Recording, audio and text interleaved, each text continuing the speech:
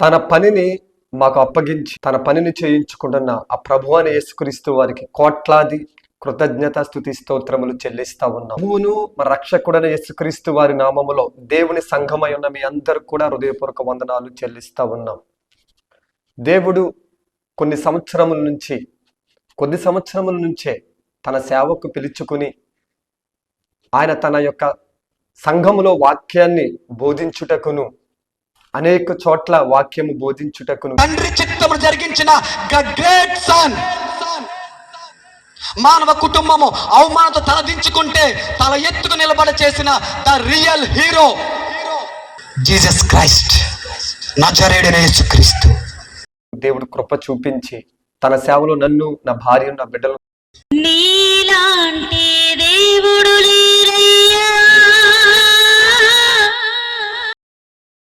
కూడా వాడుకొనుట జరుగుతూ ఉంది.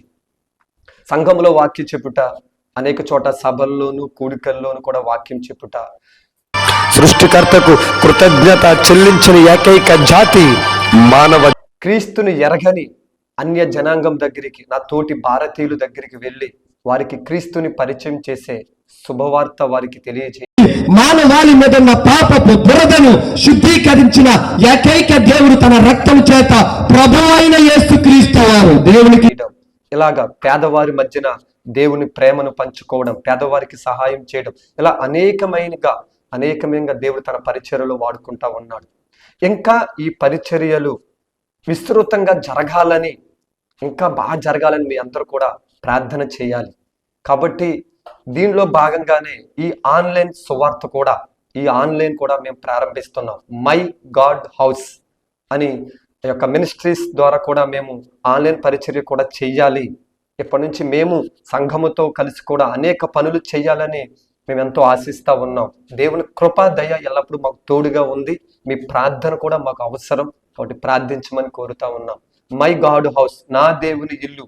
దీంట్లో జరిగే పరిచర్యలు ఏమిటంటే, క్రీస్తును ఎరగని వారికి క్రీస్తు సువార్త ప్రకటించి దేవుని ఇంటిలోకి అనేకుల్ని చేర్చుట, దేవుని ఇంటిలో ఉన్న సహోదరులకు బలమైన ఆహారం పెట్టుట, క్రీస్తు ఇంటిలో ఉన్న వారందరినీ ఐక్యతలోకి తీసుకురావడం, క్రీస్తు ఇంటిలో ఆయన మందిరంలో ఉన్న సమృద్ధిని పేదవారికి పంచిపెట్టుట, ఇలాగ అనేక పరిచర్యలు మేము చేస్తా ఉన్నాం. ఇంకా విస్తృతంగా చేయడానికి దేవుని బలము మాకు, ఆయన శక్తి, ఆయన ఆత్మ మాకు ఎప్పుడు తోడుగా ఉంది. మా కోసం మీరు ప్రార్థిస్తారని, మా పరిచర్యల కోసం ప్రార్థిస్తారని, ఇప్పటి నుండి మీతో కలిసి అనేక విధాలుగా మేము అనేక వాక్యాలు పంచుకుంటాం, అనేక పరిచర్య విధాలు కూడా మీకు తెలియజేస్తూ ఉంటాం.